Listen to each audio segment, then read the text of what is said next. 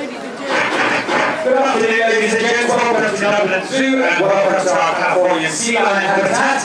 Now, we're going to introduce you to our female sea lion, Sienna, who happens to be our oldest sea lion. Now, we'll be doing a presentation with Sienna, and then shortly afterwards we'll be letting the whole group out so you'll get to meet everybody. So firstly, Sienna's going to give you a nice big fist and wave hello. I want to see a nice wave back, please. Hello, Sienna. There we go. That's a special Sienna wave. Alright, now to kick things off, Louise, our sea lion trainer, is going to demonstrate some of the husbandry behaviours that we do here with our sea lions. Now, husbandry is a fancy word for looking after animals in human care, and we train our sea lions to make our lives and their lives a little bit easier when it comes to doing health checks. Now, the first thing you'll notice is that Louise has in her hand a stick with a little orange ball at the end of it. That is called the target stick. And as you can see, Sienna is keeping her nose up against that target, and we can actually use it to lead the sea lion around places where we want them to go. So we'll maybe bring her up onto the weighing platform. So you can imagine this target stick as an invisible lead for a dog. Wherever that target goes, the sea lion will follow. So once we have her up on the scales, we can get her weight. Now their weigh day is only on Wednesday. So we're just doing this at the moment to reinforce the behaviour and make sure that come Wednesday, she knows exactly what to do and where to go. So she'll get a nice reward for that now. You'll hear that high-pitched whistle blow. That lets the sea lion know that it's been a good girl and it's about to receive a reward for a behaviour well done. Now the reward that we're giving them today is mackerel, which is very yummy, and it's given to them raw, and as you guys know, fish are full of spines and sharp bones, which can poke them in the gums, so we need to be on top of their oral and dental hygiene too. Luckily, Louise has a command to get Sienna to open her mouth, thumb and forefinger apart, and the voice command open, and she can check her ivories and her gums and make sure that there's no foreign objects. Now, if we want to have a closer look at Sienna, what we can do is either use the target to get it nice and close to her and give her a rub. So we can check her head and her neck area, as well as checking her front flippers.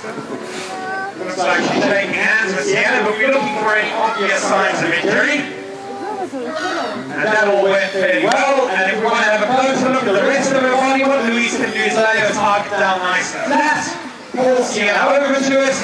And as you can imagine, she'll lay down, hopefully nice and quietly, nice and relaxed, and almost get a slap. So we'll give her a good rub down, make sure that there are no lumps, bumps, or abnormalities, that everything is where it should be, and she'll get a nice reward for that. So you can give her a little round of applause so far. She's done very well. There we go. Now, if Louise wants to check her eyes and ears, we use a tool called the shoe together with the target. Now, Louise is going to put the shoe into position. It kind of looks like a giant sandal, that's why we call it a shoe. So, popping the target in the back of the shoe, Sienna goes looking for it in the front. And now, with her nose inside the shoe, Louise can safely examine her eyes and ears with the minimal risk of getting a nip. Because Sienna would have to pull her head out, then lunge forward to bite. That gives Louise enough time to pull her hand out way. Now, Sienna wouldn't bite because she's aggressive. They just don't like being faffed around their face area, and that's the treatment they would give to any other sea lion that got too close to their eyes or their ears. Alrighty, now a lot of people visiting our sea lions here at Dublin Zoo very often confuse them with a close relative of theirs, and that is actually a relative found along the coast of Ireland. That is the seal. Now there are differences between seals and sea lions, and we'll point a few of these out to you.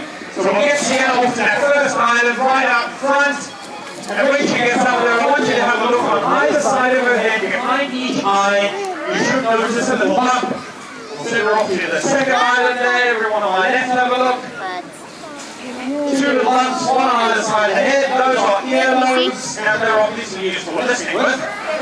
Now you won't see those on the common seal as found along the coast island, because they're a lot smaller and buried underneath a very thick layer of fur. So that's one difference. Another difference is, take a look at Sienna's front flippers. You'll see that they're quite large in relation to her body, and if we have to take her for a walk over the ground, you'll see how a sea lion typically moves over that. it's easy for Sienna because she is a sea lion. But you'll see her belly is off the ground, her head is held high, and we'll bring her back nice and slowly. You'll see her back flip is actually forward jointed, and when she walks with them, she kind of looks like a lady mixing along in a pencil skirt. And a seal cannot do this because a seal has very small front flippers and their back flippers are almost there for decoration when they're moving around on land. So we'll give you an impression of a seal slide. And that should wiggle around with a giant caterpillar. So they have a much lower profile to the ground, now a lot slower and a lot more cumbersome than a sea lion. Give a little round of applause and to embarrass herself. Don't worry, Sienna, you're going to seal here, a very gorgeous sea lion. Alrighty, so there are a few differences between seals and sea lions. We look at them, but they do fulfill pretty much the same role in their respective environments. That is, they are marine predators, they're mammals as well. And they feed mostly on fish, but they also take the occasional squid, and they'll take things like crustaceans, which are things like crabs, lobsters, and shrimp, and even the occasional bird. Now, for those of you who were here a little bit earlier on, perhaps about half an hour ago, you would have noticed there was a duck swimming around, a very unfortunate duck. It's obviously new to the zoo, and thought this pond would be a nice place to settle down and lay a few eggs. Didn't realise there were 5 sea lions living in there as well. But fortunately the sea lions weren't very hungry, so they just played around with the duck. We managed to get it out of the way and release it back onto the lake, so no harm, no foul. Alrighty, now Sienna over here is a mature female. She weighs in at the moment around about 86 kilograms, which is a very good weight for a mature female Californian sea lion. Male Californian sea lions, however, are quite a lot bigger. They can weigh up to 300 kilograms. So if they're sitting at rest like Sienna is on the ground here, the male would be looking me straight in the eyes. They're very, very large, very impressive animals. But despite being so big, believe it or not, there are animals out there that like to eat them. And there's one particular predator that lives in the ocean that likes to make a meal of sea lions if it can catch them. And I'm going to get you to guess the name of this predator with a little bit of help from Sienna.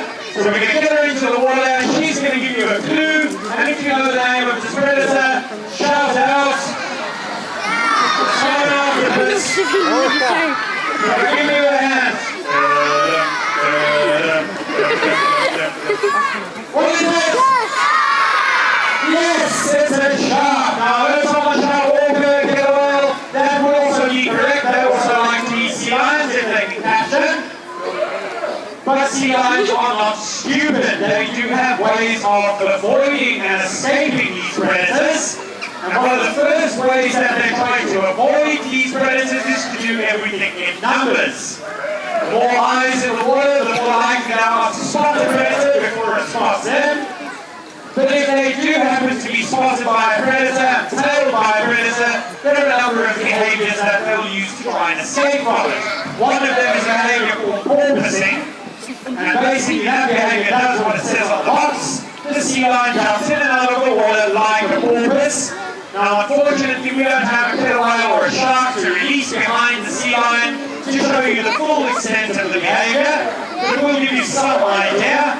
We'll get Sienna to give a couple of laps and hopefully she'll do 1 or 2 porpoising jumps for us. There's 1. And 2. Now they're not particularly high, but as you can imagine with a killer whale on your tail or a great white shark on your tail, you could be jumping a lot higher than that. Entering the water again, you'd be jinxing to the left and to the right in an attempt to outswim the predator. Now, although sea lions cannot swim faster than a shark in a straight line, they can certainly outmaneuver them. And the only way that sharks are really successful at catching sea lions is by catching them by surprise. Alright, so that covers one threat to sea lions in the wild. Another threat is one that is far more sinister, and it takes a lot of sea lions as well, and it's unfortunately caused by us humans, and that is pollution, in particular littering. Now a lot of people, believe it or not, even people visiting the zoo, throw litter on the ground without any regard for where it lands up. And unfortunately for animals like Sienna, a lot of it lands up in water, in a pool. For wild sea lions, lions, a lot of that litter gets washed into rivers and then emptied out into the ocean. And you can imagine a tiny little sweet wrapper or piece of plastic floating around in the sea to a hungry marine predator. It looks like a little fish or something it can eat. So it will grab that, swallow it, and once it's inside their belly, that's where it causes unsolved problems. One of these problems is called an impaction. Now if that happens, it means the sea lion can't digest any more food, and it slowly starves to death. So it's not a really nice way to go, and unfortunately in this sort of environment it's something that we can't detect until it's too late. So there's a very simple thing that we all need to do with our litter, and we should know what that is by now. It's actually so simple even Sienna knows how to do it. So we'll get Louise to be very bold, she's going to get a litter out, and throw that bottle into Sienna's pool. This is our bin over here, and Sienna will show you what to do with litter if you see it lying around. Simple as that. Nice round of applause for Sienna. Now she's getting right in, so can all of us. Alrighty guys, now as promised, we're going to pop Sienna back into a pen. We'll let the whole group out in together, and you can have a look at them together. And also to let you know that we will be feeding the penguins in the next 5 to 10 minutes. They're right behind the sea lions, and there will be a keeper talk